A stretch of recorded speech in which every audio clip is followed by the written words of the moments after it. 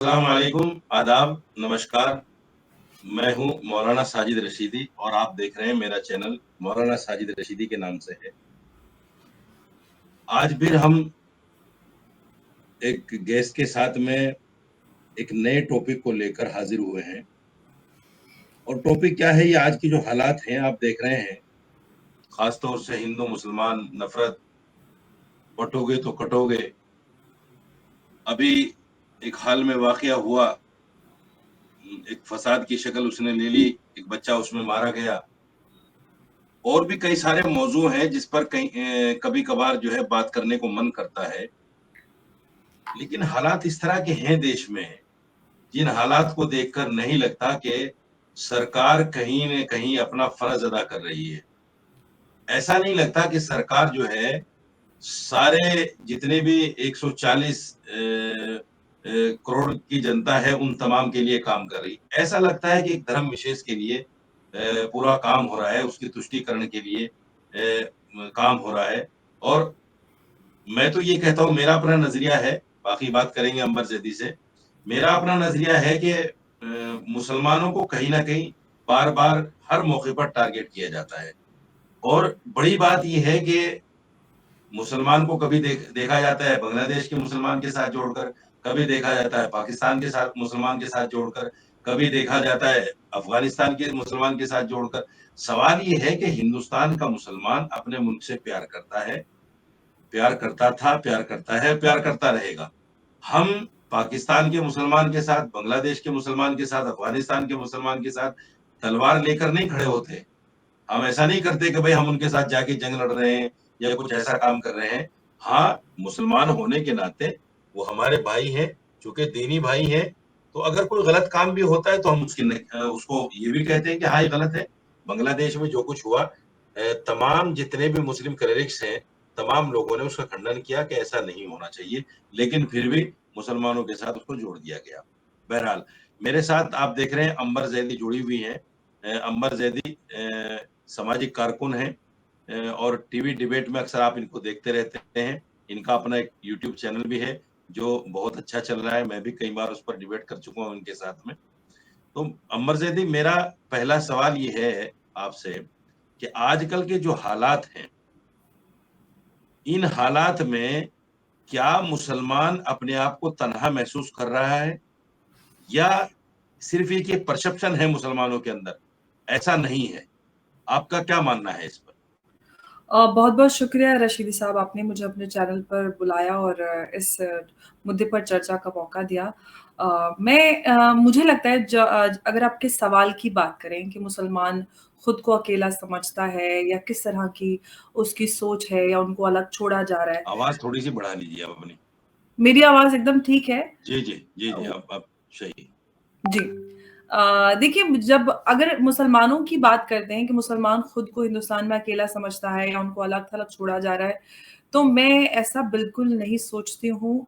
मुझे बल्कि उसके विपरीत ये लगता है कि भारत का मुसलमान जो बेसिक्स हैं, फंडामेंटल्स हैं, उसमें वो खुद को खुद ही बाकियों से अलग कर देता है। हमें खुद के अलग मोहल्ले चाहिए, हमें इनफैक्ट जो हमारे फ़िरक़े हैं, हमको सबको अपनी-अपनी अलग मस्जिद भी चाहिए, अलग मोहल्ला चाहिए, अलग मदरसे चाहिए। हम खुद ही घुलते-मिलते नहीं, जब हम खुद ही खुद को अलग कर लेते हैं, तो ये शिकायत मुझे नहीं लगता कि बनती है।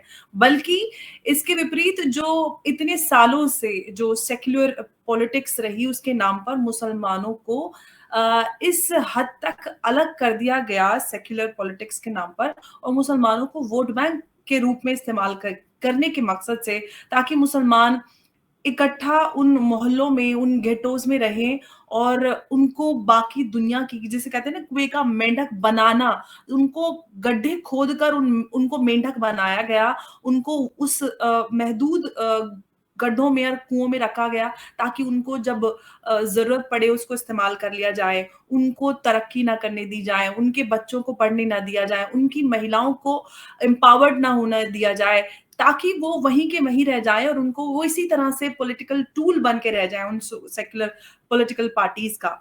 लेकिन भारत के संविधान की बात करते हैं, भारत के संविधान ने सभी भारत के नागरिकों को एक जैसे समान अधिकार दिए हैं, चाहे कोई भी किसी धर्म से हो, जाति से हो, या किसी का कोई भी लिंग हो। भारत के संविधान ने सबको समान अधिकार दिए। लेकिन अगर हम लॉज की बात करते हैं, पर्सनल लॉज की बात करते हैं, क्रिमिनल लॉज तो सबके लिए एक जैसे हैं। आपने चोरी की या किसी हिंदू ने चोरी की, मैंने चोरी की, सबको एक जैसी सजा मिलती है। पर्सनल लॉज के नाम पर मुसलमानों को एक एक्स्ट्रा प्रिविलेजेस मिले, उनको अपने पर्सनल लॉ बोर्ड और पर्सनल लॉ अधिकार, पर्सनल लॉ जो चलाया गया, पर्सनल लॉ बोर्ड तो खैर एक संस्था है जो कहीं ना कहीं मुसलमानों की फलाह बहबूदी सपोजिटली वो कहते हैं कि वो काम करते हैं, लेकिन मुझे ऐसा नहीं लगता कि ऐसा उन्होंने कोई काम किया है।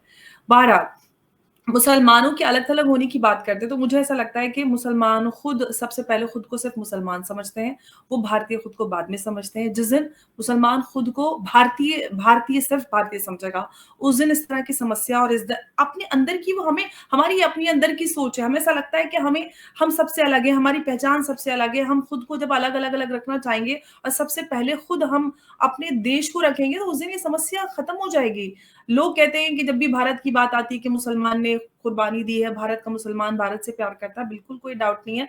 मैं मुसलमान हूं, मैं अपने देश से हर चीज से हर हर दुनिया की जो उससे ज्यादा प्यार करती हूँ। मेरे लिए मेरा देश सबसे पहले आता है। तो भारत का मुसलमान, मुझे इस बात में कोई डाउट नहीं है कि भारत का मुसलमान देश से प्यार नहीं करता, लेकिन वो रिफ्लेक्ट होना चाहिए हमारी भाषा, हमारे जो हमारा चाल चरित्र है उसमें वो लगना चाहिए। हम देश को कहीं ना कहीं वो जो फॉल्ट लाइंस हैं उनको हम कहीं ना कहीं समझने में गड़बड़ी कर जाते हैं या खामियां हमारी हो जाती हैं, और उसका नहीं, जिम्मेदार है आपने आपने मुसलमानों आपने की दो मदद। बातें कही हैं। जी। अंबर, आपने दो बातें कही, एक से तो मैं आपकी सहमत हूं जी। कि हमारे देश का जो मुसलमान है वो कहीं ना कहीं अपने आप को अलग थलग महसूस कर लेता है। उसके पीछे की वजह मैं आपको बता देना चाहता हूँ। उसके पीछे की वजह क्या है? पहली सरकारों ने जो हमारे साथ सौतेला रवैया किया है, वो उन्होंने खुल्लम खुल्ला ऐलान करके मारने काटने की बात करके नहीं किया। हालांकि मैं मानता हूं कि कांग्रेस ने 55-56 हजार फसादात दिए, मैं मानता हूं इस बात को। लेकिन आज मैं जो कुछ कहना पोजीशन है, चाहूंगी जो सीधे मुंह मारने काटने की बातें होती हैं, तो उससे कहीं ना कहीं मुसलमान डरा सहमा है। कहाँ मुसलमानों को काटने की बात की गई, बताइए। देखिए, करीब 600-700 मुसलमानों की मॉब लिंचिंग हो गई, गाय के नाम पर हुई है, जय श्री राम का नारा लगाकर हुई है। अभी आपने देखा एक फसाद हुआ, राम गोपाल मिश्रा की मौत हुई।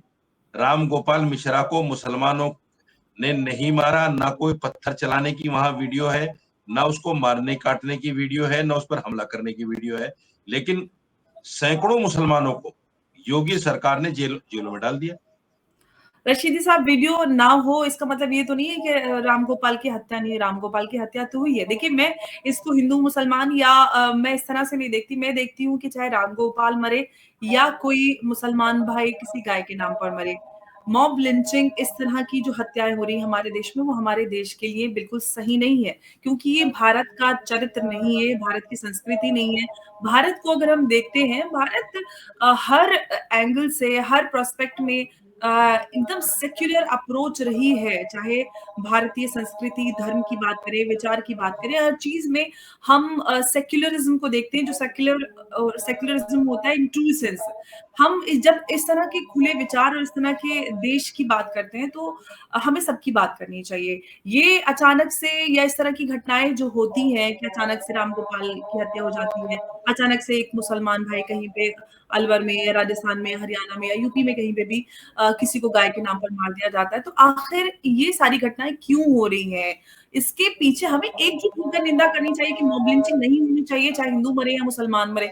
तब तो हम अपने आप को कह सकते हैं कि हम सही और गलत के में फर्क करते हैं और हम गलत के खिलाफ नहीं, आवाज मेरा उठाते हैं। इसमें एक बड़ा सवाल ये है बात अंबर। मैं रशीदी साहब कटने के रेफरेंस जी। में कहना चाहती हूँ, जो आपने कहा कि मुसलमानों को खुली धमकी दी जा रही है कि कटेंगे, बटेंगे, तो कटेंगे से का ये पॉलिटिकल नारा है, और मैं इसको इस तरह से देखती हूँ, और जो मुझे लगता है कि जो भारतीय हैं वो भी इसको सही सही तरह से डिकोड कर पा रहे होंगे। बटना और कटना आज का जो भारत है, और उससे पहले 2014 से पहले की भारत की बात कर लेते हैं।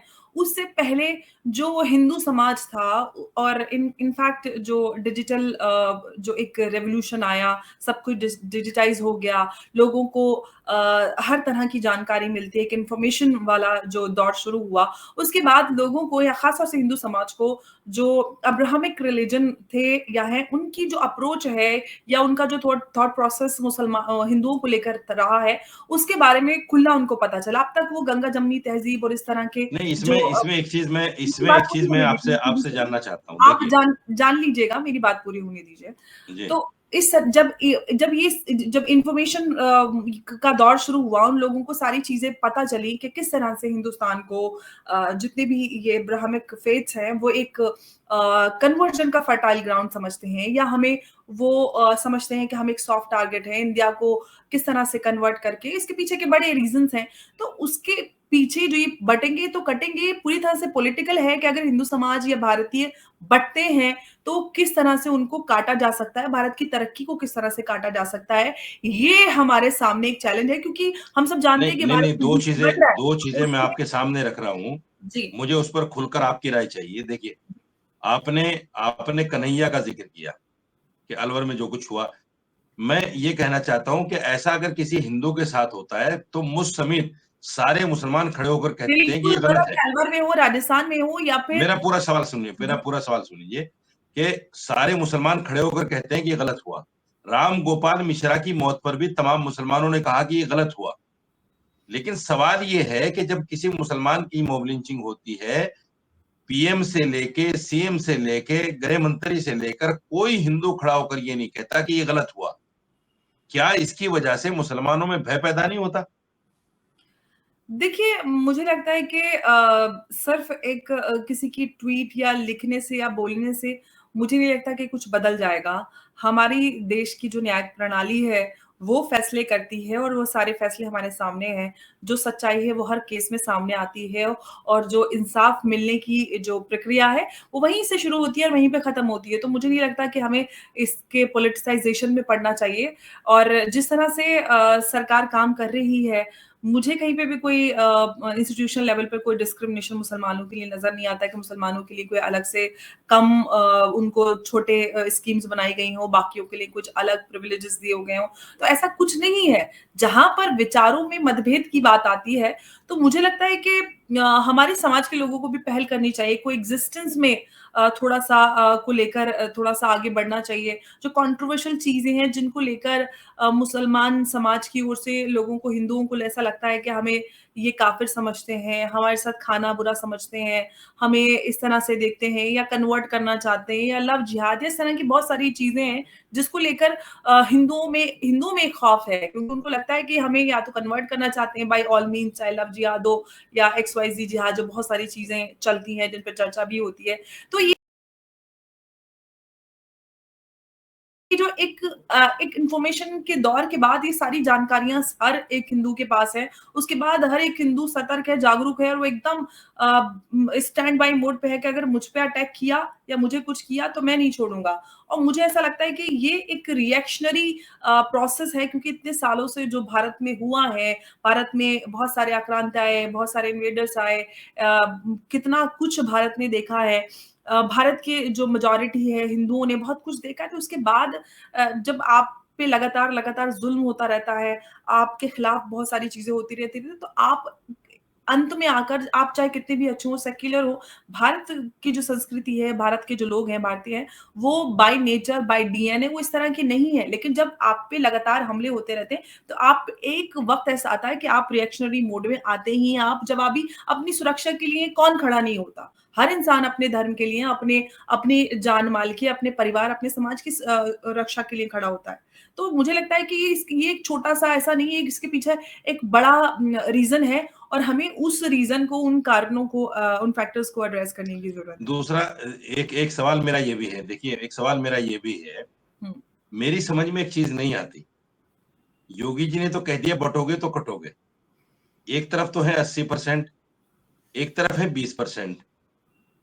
मेरी समझ में ये फ़लसफ़ा नहीं आता कि 20% लोग 80% को कैसे मार सकते हैं, कैसे उन पर हावी हो सकते हैं, कैसे उनको डरा सकते हैं, कैसे उनको धमका सकते हैं। ये फ़लसफ़ा मेरी समझ में आज तक नहीं आया।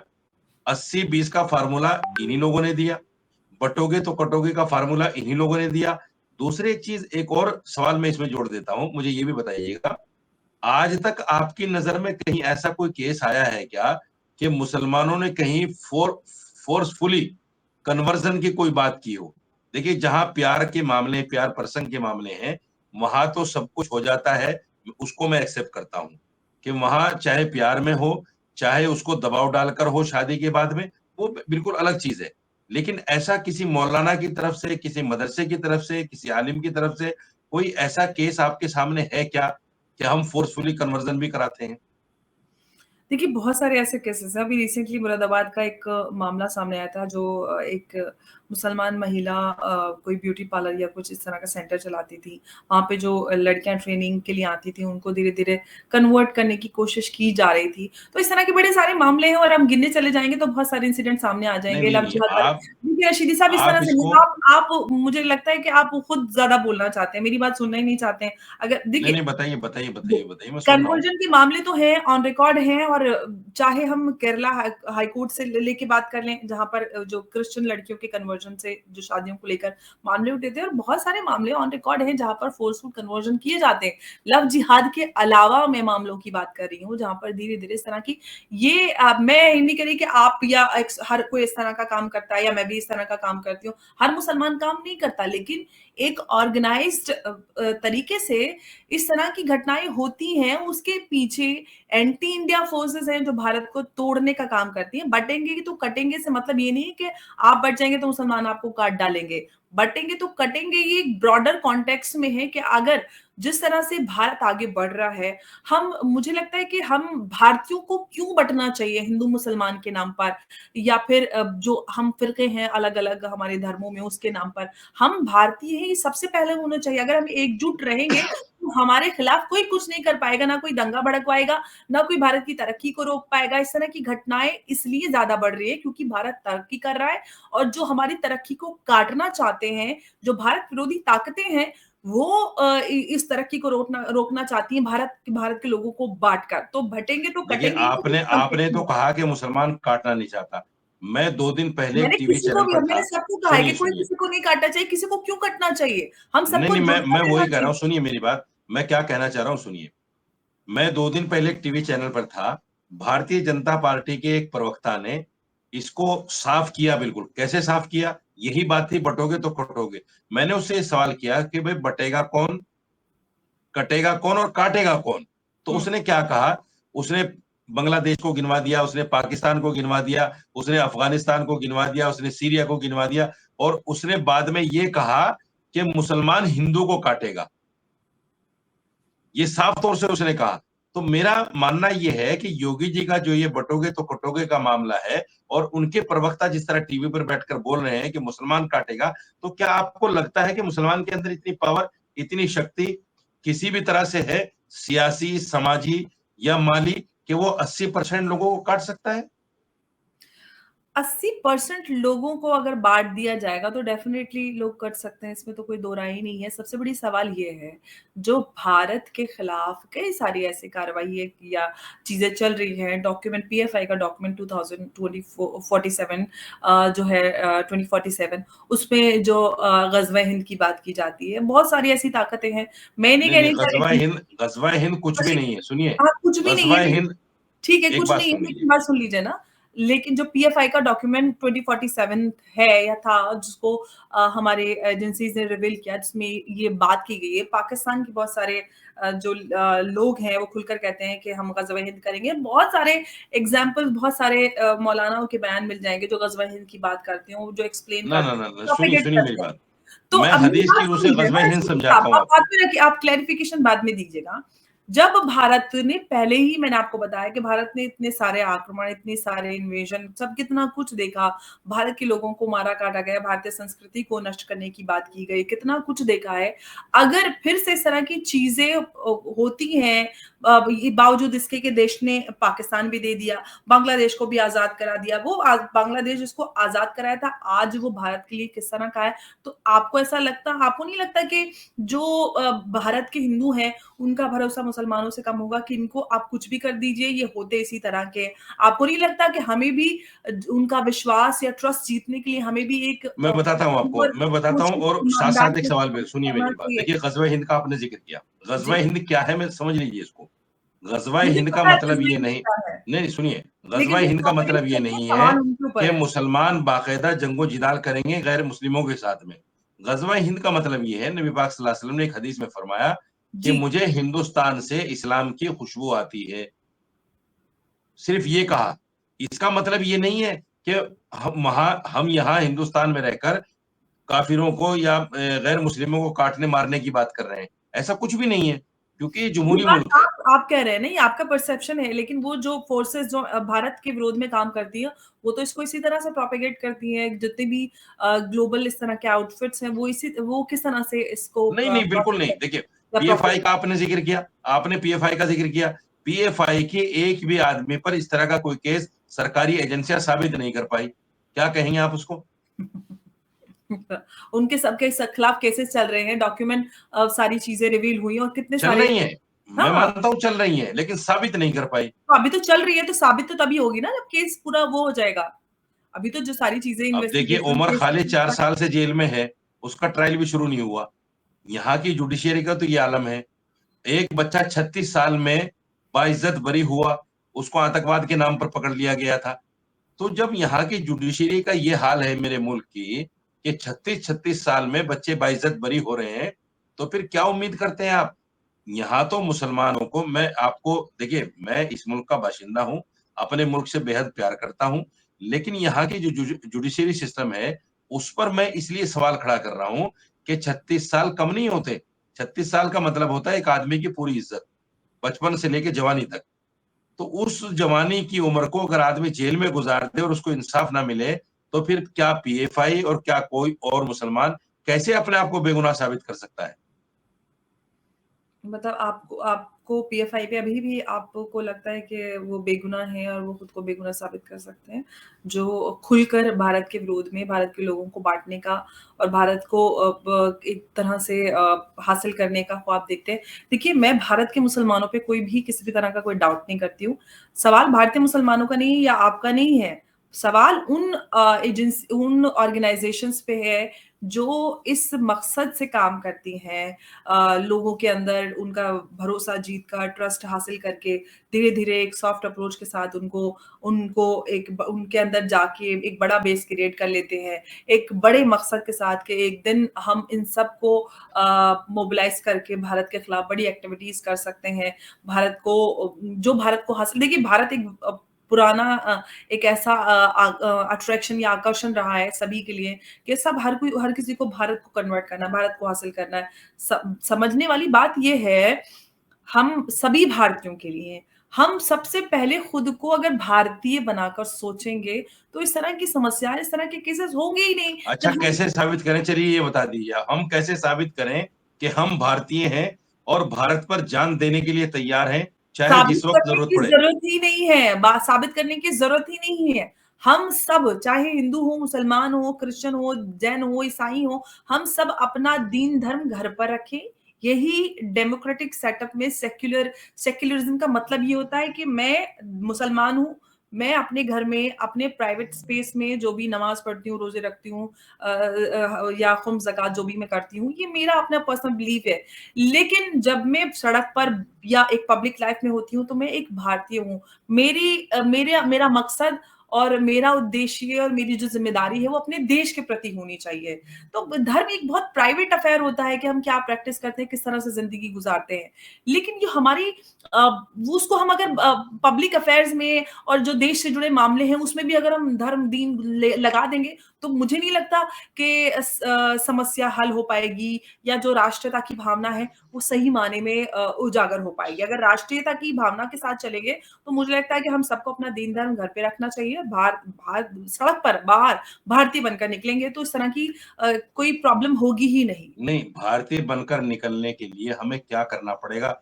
हम पीछे लिखवा कर निकलें कि हम नहीं, भारतीय हैं? भारत का संविधान मानिए ना, जी? भारत का संविधान मानिए। भारत का संविधान मुसलमान नहीं मानता?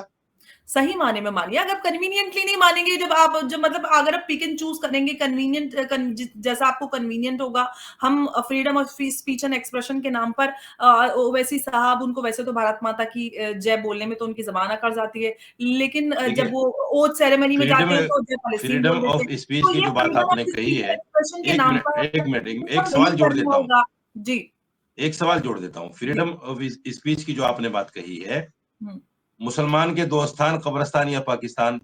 हिंदुस्तान में रहना है तो जय श्री राम कहना है। रामजादे हरामजादे, चाकू छुरी तेज रखो, गर्दन काटने के काम आएंगे। ये इस तरह के जो नारे हैं, ये इन लोगों की तरफ से ही तो है। मुसलमान की तरफ से एक नारा ऐसा बताओ कि मुसलमान ने ये कहा हो कि अगर हिंदू हमारी बात नहीं मानेगा, हम गर्दन काट देंगे। ये जो जिस तरह की बातें कही जाती हैं कि नबी पाक सल्लल्लाहु अलैहि वसल्लम की शान में जब इस तरह की बात आती है, तो गलत है मुसलमान वो, जज्बात में आकर गलत इस है तरह वो। की बात कह देता है। हालांकि मैं कहता हूं कि ये गलत, ये भी गलत है, ये भी गलत है, लेकिन वो नबी की मोहब्बत में कह देता है। ये लेकिन लोग आप जो कह रहे हैं, ये नबी की मोहब्बत में नहीं कह रहे हैं, सरतन से ये जुदा के मुसलमान नाम की पर दुश्मनी में कह रहे हैं। इसको आप ये कैसा देखती हैं? मोहब्बत, हम सब नबी पाक सल्लल्लाहु अलैहि वसल्लम से सब मोहब्बत करते हैं, लेकिन फिर मैं वही बोलती हूँ कि हमें भारत का, अपने देश के कानून को मानना चाहिए। हम सड़कों पर लाखों की संख्या में भीड़ इकट्ठी करके सरतन से जुदा के नारे लगाएँगे तो कोई हमारे गले में हार नहीं डालेगा। हर इंसान हमसे डरेगा। और ऐसा नहीं कि सिर्फ नारे लगे, सरतन से जुदा भी हुए हैं, कई लोगों के सरतन से जुदा हुए। तो उसके बाद मुझे नहीं लगता कि हम आप जब अगर भारत का संविधान मानते हैं तो आप सरतन से जुदा बोलने के लिए सड़कों पर निकलेंगे, तो आप कहाँ से भारत का संविधान मान रहे हैं? आप कह रहे हैं कि भारत का संविधान भारत नहीं, का मुसलमान सरतन का से जुदा का है। नारा जब लगा था और कन्हैया की गर्दन कटी थी, आपको सिर्फ याद होगा, उनको कन्हैयालाल की बाकायदा गर्दन कोर्ट ने कटी। बरी कर दिया। उस पर तो केस ही साबित ही नहीं हुआ कि गर्दन इन्होंने काटी है। वो तो वाह! जमानत मिल गई मतलब उनको। वीडियो सारे रिकॉर्ड सामने हैं, उसके बावजूद आप इस तरह की बात कर रहे हैं, मुझे कोर्ट ने बाकायदा जमानत दे दी उनको, और केस तकरीबन ज़मानत खत्म नहीं। हो गया। बड़े अफ़सोस की बात है, इस तरह की कई सारी अगर वो घटनाएँ गर्दन काटने महाराष्ट्र में वाले भी होते हुए। तो उनको तो फांसी होनी चाहिए थी। अच्छा, तो आपके हिसाब से उन्होंने गर्दन नहीं काटी, उन्होंने खुद, कन्हैया लाल ने अपनी कैंची उठाई और खुद को खुद हलाल कर लिया। ये एक नया फैक्ट है। मुझे लगता है रशीदी साहब, हमें सही तथ्यों के साथ बात करनी चाहिए, और हमें जो हमारी सारी चीज़ें हमारे सामने हैं। आप लिंचिंग की बात कर रहे थे, तब आपको बुरा लग रहा था, तो अगर हमें अजमेर में हुई नहीं या नहीं, कहीं मुझे, अलवर में हुई मैं तो घटना एक के लिए सवाल बुरा कर रहा लगता हूँ, है, बुरा नहीं तो हमें लगा। कन्हैया लाल के भी लिए बुरा लगना चाहिए। मैं भारत के संविधान को मानने के लिए इसीलिए कह रही थी कि हम कन्वीनियंटली पिक एंड चूज़ करेंगे, फिर खुद को मज़लूम मुसलमान बताएँगे, तो मुझे नहीं लगता कि ऐसे चलने वाला है। अगर आप सही में भारत का संविधान फ़ॉलो करेंगे, तो इस तरह की घटनाएँ होंगी ही नहीं। आप को शिकायत है, कहीं पे कुछ गलत हो रहा है, कहीं पे इस तरह के प्रोवोकेटिव नारे लगाए जा रहे हैं, तो आप शिकायत कीजिए, उसके खिलाफ कोर्ट में जाइए, उन लोगों को सज़ा दिलवाइए जो लोगों को भड़काने का समाज शिकायत में सुनी नहीं अराजकता जाती। फैलाती। क्यों नहीं? आप कोर्ट में, अगर आपको पुलिस हमारी जो स्टेशन में शिकायतें बताते हैं हैं, थानों में दर्ज नहीं होती। कहाँ पे केस अगर दर्ज नहीं दर्ज होते? होती हैं, उन पर कार्रवाई नहीं होती।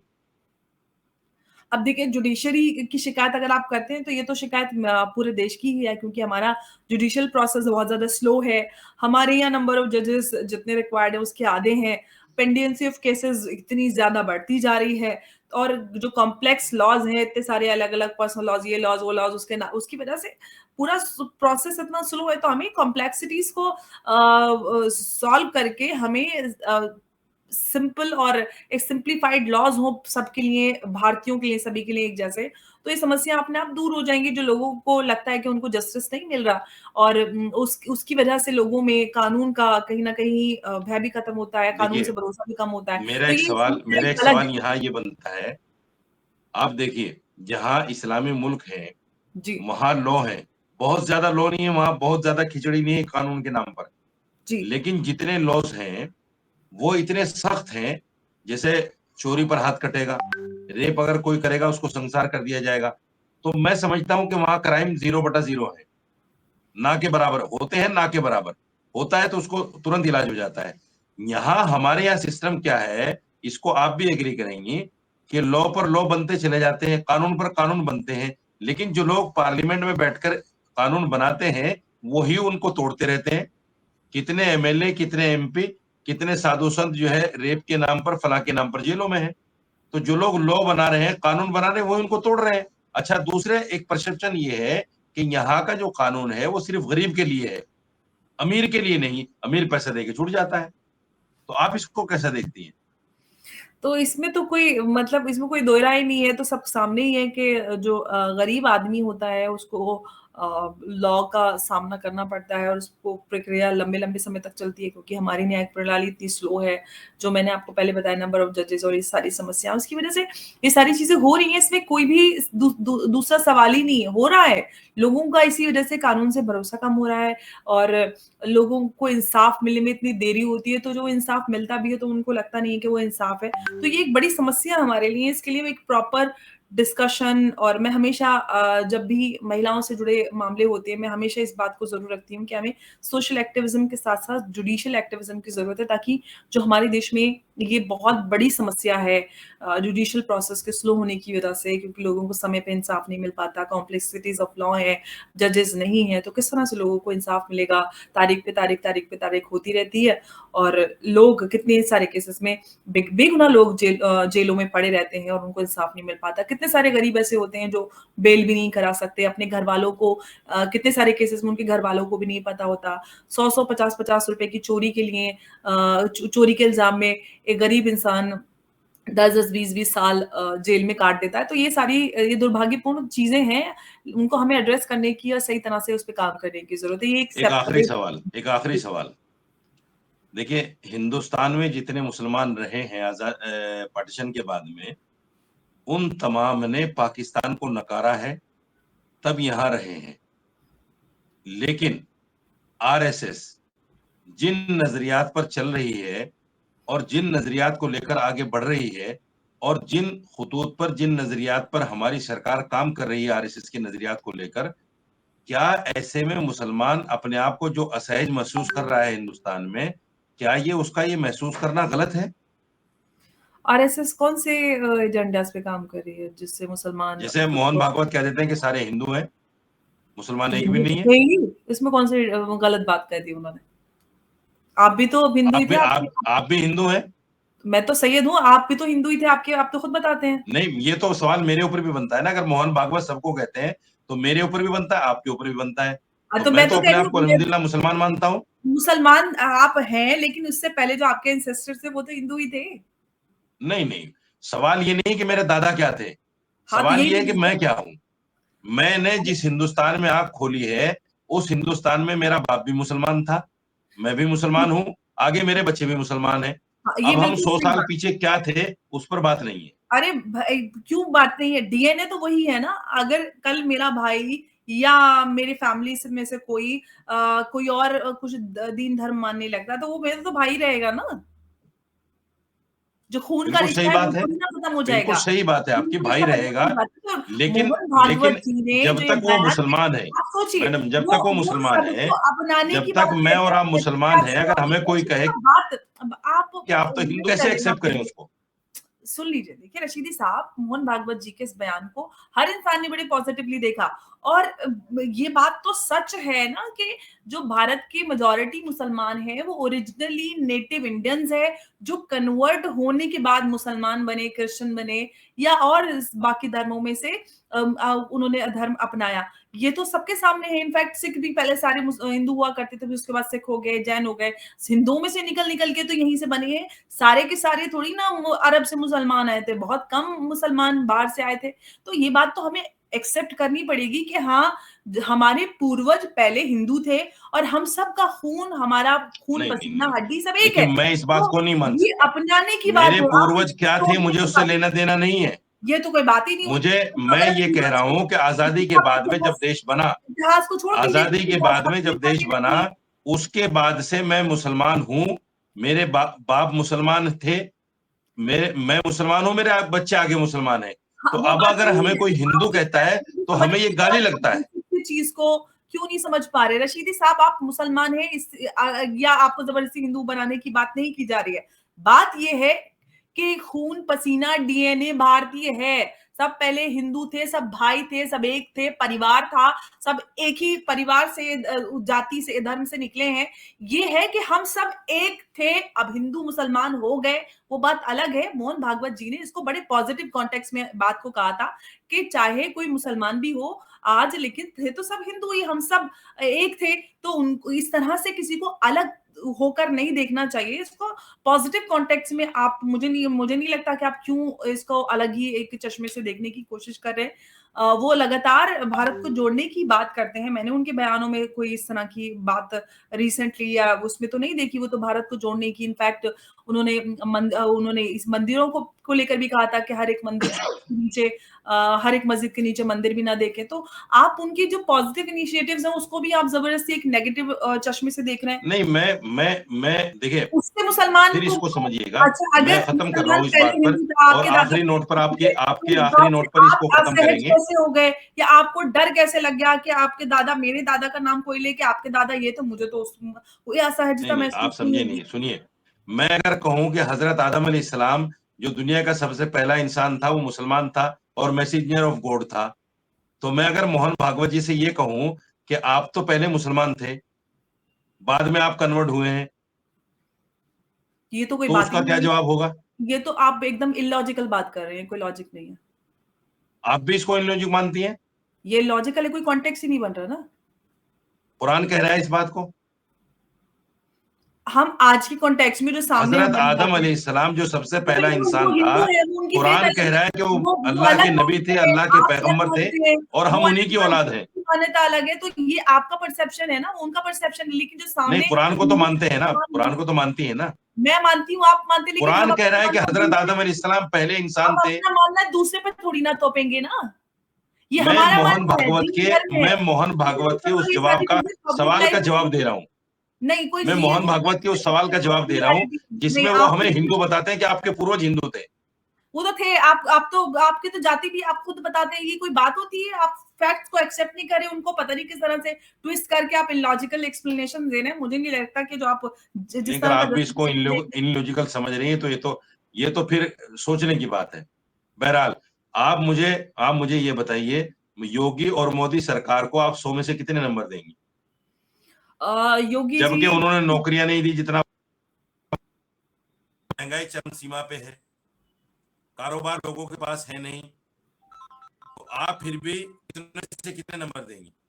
देखिए, मैं उत्तर प्रदेश से आती हूँ और उत्तर प्रदेश के मुख्यमंत्री के रूप में मैं योगी आदित्यनाथ को बेस्ट समझती हूँ, जिस तरह से उन्होंने उत्तर प्रदेश के लिए काम किया है, लॉ एंड ऑर्डर सिचुएशन और बहुत सारी जो चीज़ें हैं उसको लेकर वो जिस तरह से कार्य कर रहे हैं उत्तर प्रदेश में, तो वो बिल्कुल परफेक्टली काम कर रहे हैं। नौकरियों की बात है, नौकरियाँ उपलब्ध कराई जा रही हैं नंबर लोगों कितने को। देंगी? 100 में से कितने नंबर देंगी? बिल्कुल 100 में से 100। 100 में से 100। जी, चलिए, बहुत-बहुत शुक्रिया आपका हमारे इस प्रोग्राम में जुड़ने के लिए। और धन्यवाद। व्यूअर्स, मैं आपको फिर वादा करता हूँ कि इंशाल्लाह हम फिर दोबारा हाज़िर होंगे आपकी खिदमत में, एक अच्छे टॉपिक को लेकर किसी अच्छे गेस्ट के साथ में। तब तक के लिए हमें दीजिए इजाज़त। बहुत थैंक शुक्रिया।